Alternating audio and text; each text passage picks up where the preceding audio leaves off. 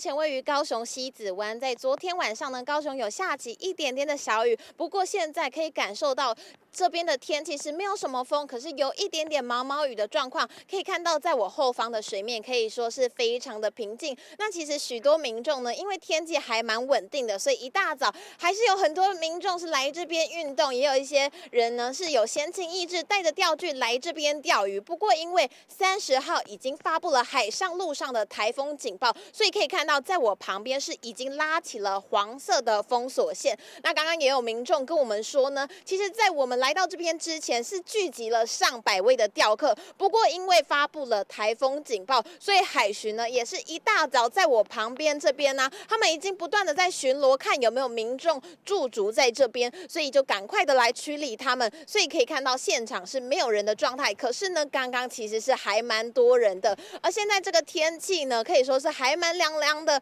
这个感觉比平常还要再好一点，所以有些民众可能会觉得还蛮凉的，所以就会想要来运动啊。不过呢，这个台风可以说是不容小觑，虽然它现在山头的移动有点缓慢，不过有越来越强的趋势。上一次凯米台风重创南部，所以大家虽然现在还没有接近，可是还没有非常的靠近，可是还是不可以轻忽，还是要做好防台准备。